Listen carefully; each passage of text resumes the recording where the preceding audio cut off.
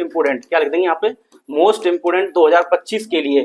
यहाँ आप लिख सकते हैं ये छप गया, क्या लिखेंगे यहाँ पे, छप गया, ये पेपर में आने ही वाला है, आना ही आना है, ये मोस्ट इंपोर्टेंट छप गया, क्या लिख देंगे इस पे, छप गया, ये मोस्ट इंपोर्टेंट है, ये आने ही वाला है। हेलो डियर स्टूडेंट्स, कैसे हैं आप सब। आज मैं आपके लिए लेकर आया हूं क्लास 10th की जो फिजिक्स है, साइंस में जो फिजिक्स आती है आपके 10th के पेपर में यूपी बोर्ड में, उसमें जो है लगभग 25 नंबर की फिजिक्स आती है।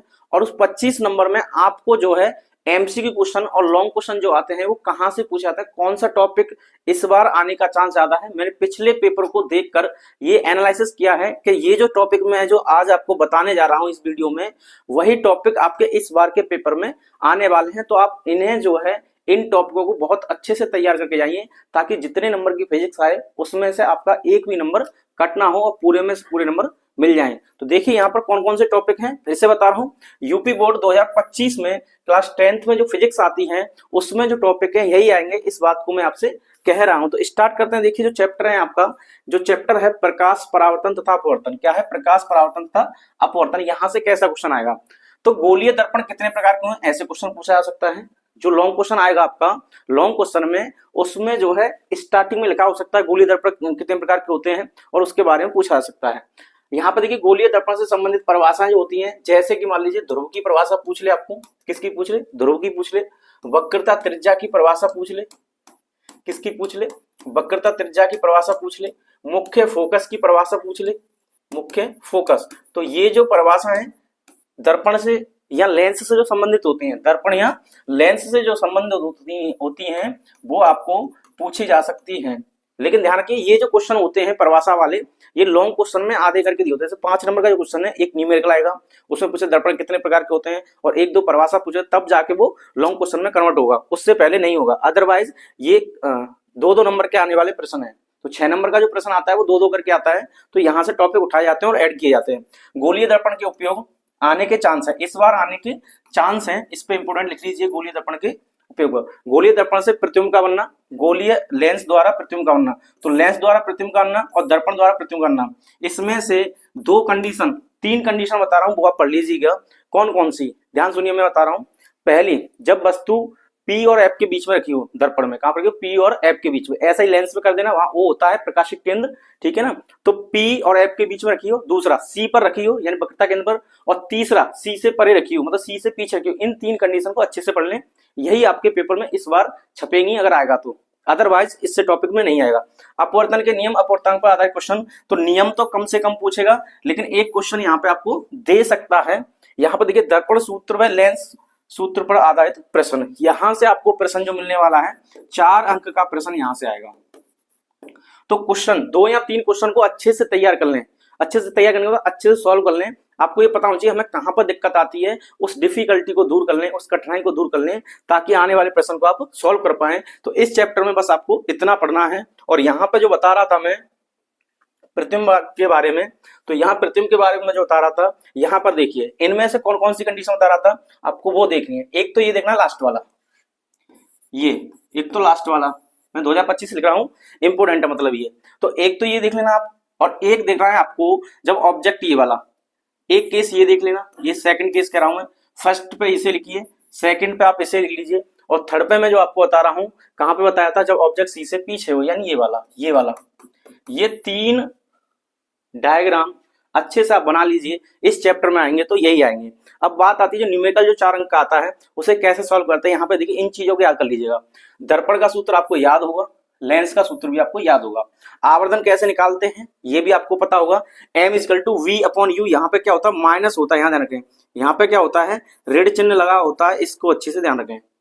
और क्या होता है, I/O होता है, इसको याद कर लें। और यहाँ पर आवर्धन में क्या देखिए, यहाँ माइनस है, तो यहाँ पे क्या होता है, यहाँ पे धन होता है, यानी यहाँ पे क्या होता है, प्लस होता है, ठीक है।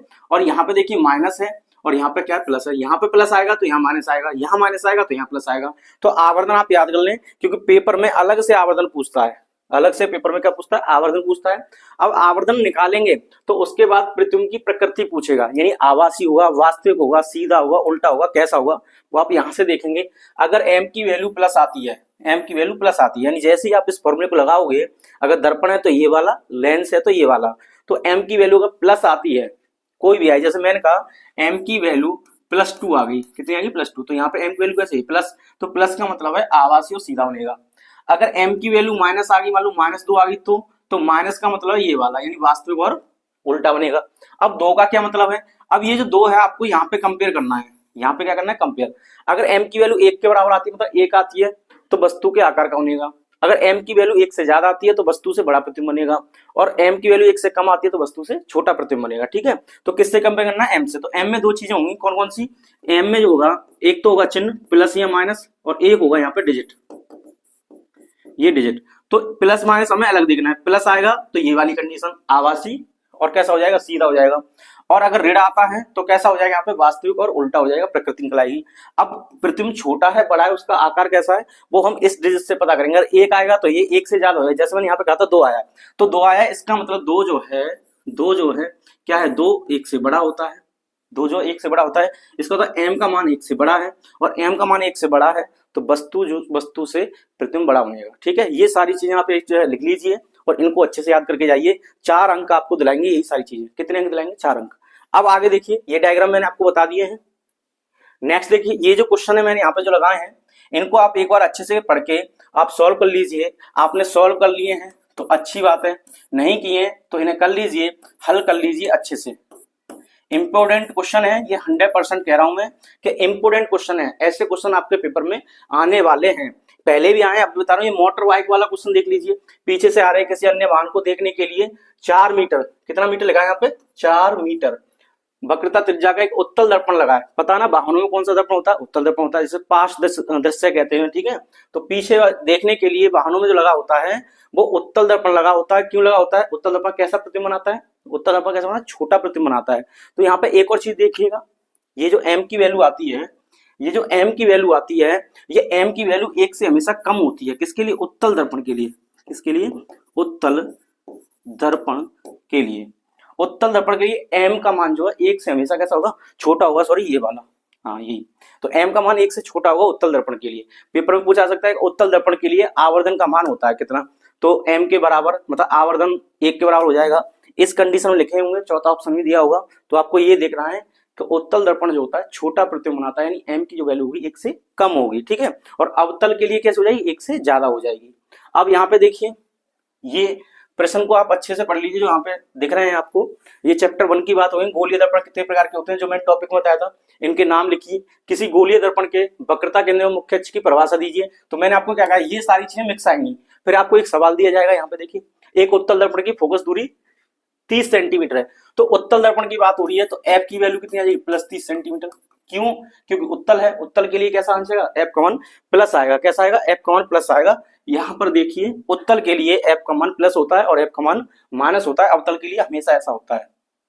तो यहाँ पे आप ऐसे कर लेंगे। आगे कह रहा है, ये दर्पण के सम्मुख 5 सेंटीमीटर लंबी, यानी हाइट ऑफ ऑब्जेक्ट दी है, क्या दी है, o की वैल्यू दी है 5 सेंटीमीटर। दर्पण से 30 सेंटीमीटर दूरी पर रखी है, कितनी सेंटीमीटर, 30 सेंटीमीटर। u की वैल्यू कैसी आएगी, -30। अब यहाँ पे v निकालना है, आप फॉर्मूला लगा लीजिए। किसका फॉर्मूला आएंगे, दर्पण का फॉर्मूला निकाल के v निकालिए, फिर m निकालिए, और उसकी प्रकृति और उसका आकार आप कमेंट करके बताइए कितना आएगा। इससे आप खुद से सॉल्व कीजिए। उम्मीद कर रहा हूं ये आपके पेपर में ऐसा क्वेश्चन आपको देखने के लिए मिलेगा। 100% फिर से कह रहा हूं, 100% उम्मीद है कि ऐसा प्रश्न आ जाए। इन दोनों तीनों क्वेश्चन को आप देख लीजिए और सॉल्व कीजिए। सॉल्व करके बताइए कमेंट करके क्या इसका आंसर आएगा और इसका क्या आंसर आएगा। नेक्स्ट बात करते हैं, यहां पर देखिए नेक्स्ट में, चैप्टर नेक्स्ट में मानव नृत्य तथा रंग बिरंगा संसार, ये जो चैप्टर 2 है, यहां से ज्यादा बड़ा क्वेश्चन नहीं आता, ये शॉर्ट में ही आएगा। तो समंजन क्षमता क्या होती है, ये प्रश्न पूछा जाता है। समंजन क्षमता क्या होती है, आप इसे याद कर लें। देखिए, दृष्टि दोष तथा उनका संशोधन यानी जो निवारण होता है, कौन सा करते हैं निवारण, नहीं दूर दृष्टि दोष, निकट दृष्टि दोष, उनके कारण जरूर पढ़ लेना। क्या पढ़ लेंगे, कारण। कभी कभी कारण पूछ लिए जाते हैं, क्या पूछ लिए जाते हैं, कारण। ठीक है, तो डायग्राम बना के इन्हें अच्छे से याद कर लीजिए। इंद्रधनुष कैसे बनता है, टिंडल प्रभाव क्या होता है, और ये अंतरिक्ष यात्री को आकाश काला क्यों दिखाई देता है, या स्वच्छ आकाश का रंग नीला क्यों प्रतीत होता है, व्याख्या कीजिए। ये क्वेश्चन भी इंपोर्टेंट है। कैसा, ये इंपोर्टेंट। तो इनमें से ये पढ़ लीजिएगा, ठीक है ना। तो इसमें जो इंपोर्टेंट लिख रहा हूं उन्हें जरूर पढ़ें। तो यहाँ पे स्वच्छ आकाश वाला, इसको देख लें ध्यान से, एक इसको देख लें, और एक छोटी सी परिभाषा ये, जो कि आपका बड़े क्वेश्चन में छोटे से रूप में आएगी। नेक्स्ट देखिए यहाँ पे ये कुछ क्वेश्चन है जो रंग बिरंगा संसार यानी मानव नेत्र वाले से आते हैं। आंख की संवेदन क्षमता का अर्थ समझाइए। यहाँ पे देखिए किसी उत्तर लेंस द्वारा प्रतिबिंब बनाने के लिए किरण आरे खींचे जबकि वस्तु लेंस से 2f की दूरी पर है। यानी कहाँ पे, अगर दर्पण की बात हुई तो C पर, लेंस की बात हुई तो 2f पर रखी है। वस्तु 2f एवं अनंत के बीच है, तो मैंने आपको बताया वहां पर C से पीछे और यहाँ 2f है अनंत के बीच। तो लेंस और दर्पण के लिए ये दोनों कंडीशन आप अच्छे से देख लें। आ और बा में जो दिया है। निकट दृष्टि दोष से पीड़ित एक व्यक्ति अधिक से अधिक 80 मीटर देख सकता है। इसको लिख लीजिए मोस्ट इंपोर्टेंट। सॉल्व कीजिए, कमेंट कीजिए। HW दे रहा हूं, इसको कमेंट कीजिए। इसका क्या आंसर आएगा, पेपर में ऐसा क्वेश्चन देखने के लिए मिलेगा। हो सकता है यहाँ 80 की जगह 100 आ जाए, 120 आ जाए, 150 आ जाए, जितना भी आए। डाटा ऐसा ही होगा, मतलब लैंग्वेज ऐसी होगी। ये जो बीच में जो डाटा दिया होता है वो चेंज हो जाता है। बाकी आप उससे करके इन्हें देखें। और यहाँ पे देखिए चित्र बनाकर समझाइए दीर्घ दृष्टि दोष कैसे संशोधित किया जाता है। यानी चित्र बना के बताइए कि जो दूर दृष्टि दोष है उसे कैसे सही कर सकते हैं। और इसका भी एक प्रश्न यहाँ पे दिया है। यहाँ पे क्या दिया, 75 सेंटीमीटर। तो ये इनको आप खुद से सॉल्व कर लीजिए। बाकी आपका पेपर नजदीक है, आने ही वाला आपके हाथ में, तो इन्हें प्रैक्टिस करके जाइए, ये आपको पेपर में दिखेंगे। नेक्स्ट देखिए यहाँ पर बात कर लें विद्युत वाले चैप्टर की, तो ओम का नियम आना ही आना है। ये मोस्ट इंपोर्टेंट छप गया, क्या लिख देंगे इस पे, छप गया। ये मोस्ट इंपोर्टेंट है, ये आने ही वाला है। जूल के नियम की ज्यादा जरूरत नहीं है, लेकिन ये आने ही आना है। यहाँ पर देखिए आंतरिक प्रश्न में विशिष्ट प्रतिरोध, इसको छोड़ दीजिए, विद्युत शक्ति और इसमें ज्यादा नहीं, लेकिन ये इस पे एक प्रश्न आ गया। इन दो टॉपिक को अच्छे से देख लें। बाकी देखने सभी हैं, कोई दिक्कत नहीं, थोड़ी थोड़ी नजर मारिए, लेकिन इनको आप ज्यादा अच्छे से देखें क्योंकि पिछले पेपर में इन टॉपिकों से क्वेश्चन आ ही आए हैं। और विशिष्ट प्रतिरोध क्या होता है, रो, और रो क्या होता है, formula rho equal to RA/L। और इसका मात्रक क्या आता है, ओम मीटर। क्या आता है मात्रक, ये होता है इसका मात्रक ओम मीटर। MCQ में पूछा जाता है कि इसका मात्रक क्या है, तो आप लिख सकते हैं ऐसे, ठीक है ना। नेक्स्ट चलते हैं। यहाँ पे जो क्वेश्चन मैंने यहाँ पे दिए हैं ये देखिए, ये NCERT से लिया गया सीधा। NCERT का क्वेश्चन है, आपके पिछले पेपर्स में लगभग ये शायद 2023 के पेपर में आपसे पूछा गया था। तो ऐसे क्वेश्चन को सॉल्व करने आपको दिखाई दे रहा सीधा समांतर क्रम में, ये भी समांतर में, तो समांतर को सॉल्व कर लेंगे। इनको सॉल्व कर लेंगे पहले, फिर इनको सॉल्व कर लेंगे, फिर CAD क्रम में जोड़ देंगे और वहां से R तुल्य निकल आएगा, यानी प्रतिरोध तुल्य निकल आएगा। फिर यहाँ पे वोल्ट दिया है, यानी V की वैल्यू दी है, R की वैल्यू यहाँ से आएगी, आई आप निकाल लेंगे ओम का नियम लगाकर, यहाँ से हो जाएगा। ऐसे ये क्वेश्चन है, ऐसे ये क्वेश्चन है, इनको करिए और कमेंट कर इनका आंसर क्वेश्चन नंबर डाल के बताइए कि इस वाले का क्या आएगा, ठीक है।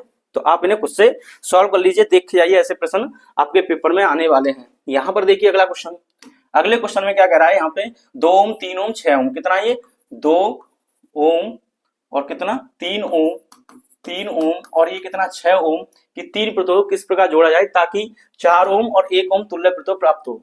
ये कैसे करना है ये भी देख लीजिए, इंपॉर्टेंट है। ऐसा क्वेश्चन भी आने के चांस हैं इस बार। ये देखिए किलोवाट घंटा को परिभाषित कीजिए, यानी और ये पूछेगा 1 किलोवाट घंटा में कितने जूल होते हैं, ये इतने जूल होते हैं, 3.6 × 10⁶ जूल होते हैं। और ये किसका मात्रक होता है, किलोवाट घंटा बताइए, ये कमेंट करके बताइए किलोवाट घंटा किसका मात्रक होता है, ये किसका मात्रक होता है, ठीक है। तो ये प्रश्न पढ़ लीजिए आप और इन्हें सॉल्व कर लीजिए, इनको अपने आप सॉल्व कर लीजिए। इंपॉर्टेंट क्वेश्चन है आपके लिए, मैंने ढूंढ के निकाले, इन क्वेश्चन को आप अच्छे से देखिएगा। यहाँ पे देखिए लास्ट बात करते हैं विद्युत धारा के चुंबकीय प्रभाव, यानी फिजिक्स का जो लास्ट चैप्टर है उसमें कौन से टॉपिक आने हैं। यहाँ पे देखिए क्वेश्चन लिखा है मैंने, घरेलू विद्युत वितरण में प्रयुक्त तारों के नाम, कार्य एवं आवरण के रंग को लिखिए। इसको लिख दो मोस्ट इंपोर्टेंट, क्या लिख देंगे यहाँ पे, मोस्ट इंपोर्टेंट 2025 के लिए। यहाँ आप लिख सकते हैं ये छप गया, क्या लिखेंगे यहाँ पे, छप गया, ये पेपर में आने ही वाला है। आप जब पेपर देखेंगे तो ये क्वेश्चन आपको दिखेगा, इस क्वेश्चन को अच्छे से देख लीजिए। और यहाँ पे देखिए, ये भी देखिए फ्लेमिंग के बाएं हाथ का नियम और दक्षिण हाथ का नियम, इस पे भी लिख दीजिए छप गया। इनमें ऐसे कोई ना कोई आपको एक पेपर में मिलने वाला है जरूर। तो ये विद्युत प्रपथ वाला ये हो गया, ये तीनों टॉपिक देख लीजिए। परिनाल का, परिनाल के अंदर कैसा, अगर अंदर की बात आए कि परिनालिका के अंदर जो चुंबकीय क्षेत्र होता है, ये MCQ में पूछा जा सकता है। चुंबकीय क्षेत्र जो होता है कैसा होता है, एक समान होता है, कैसा होता है, एक समान। तो यहाँ पर इसको देख के जाइए, ये MCQ में आएगा, ठीक है ना। अंदर कैसा होता है, एक समान होता है। और अगर क्वेश्चन थोड़े घुमाए तो आपसे चुंबक में प्रकार पूछ लेगा, जैसे परमानेंट चुंबक जो होती है, स्थायी चुंबक, अस्थायी चुंबक क्या फर्क है, यहाँ आपसे पूछाएगा परिनालिका और स्थायी चुंबक में क्या अंतर है, ये सारी चीजें आप बताइए। तो यहाँ पर ये देख सकते हैं। और यहाँ पे दो चुंबकीय रेखा एक दूसरे क्यों नहीं काटती हैं, ज्यादा इंपोर्टेंट नहीं है। आपसे गुण पूछ सकता है, क्या पूछ सकता है, गुण। तो ये गुण जो आएंगे ये इंपोर्टेंट लिख लीजिए बस, तो मोस्ट इंपोर्टेंट में ये देखिए, ये आपको पढ़ना ही पढ़ना है ये क्वेश्चन, यानी इन तीनों को पढ़ लीजिए। 2025 में ये छपेंगे, फिर से कह रहा हूं 2025 में क्या होगा, ये छपेंगे। तो यहां लिख दूंगा छपेंगे, तो छप गया, क्या छप गया, 1 2 3। तो ये तीनों क्वेश्चन इस चैप्टर से आपको दिखने वाले हैं। और मैंने आपको यहाँ पे जो बताया है, इलेक्ट्रिसिटी में जो बात कर रहे हैं हम, यानी विद्युत की जो बात हो रही है, यहाँ पे इस वाले प्रश्न को देख के जाएं, संयोजन, प्रतिरोधों का संयोजन पेपर में क्वेश्चन के रूप में आएगा। और एक ये वाला, ये छप गया है, फिर से कह रहा हूँ 100%, ये आपको क्वेश्चन दिखने ही वाले हैं, ठीक है। तो ये था हमारा क्लास 10th की फिजिक्स में जो इंपोर्टेंट क्वेश्चन इस बार आपके पेपर में आने वाले हैं, ये बताने के लिए मैंने ये वीडियो बनाई है। बाकी आप कमेंट करके बताएं कि आप लोगों की तैयारी कैसी है, क्या आप पूरे में से पूरे नंबर लाने की तैयारी कर चुके हैं तो अच्छा है, भगवान से प्रेयर करूंगा कि आपके नंबर अच्छे हैं। इस वीडियो में इतना ही, मिलते हैं नेक्स्ट में, जय हिंद।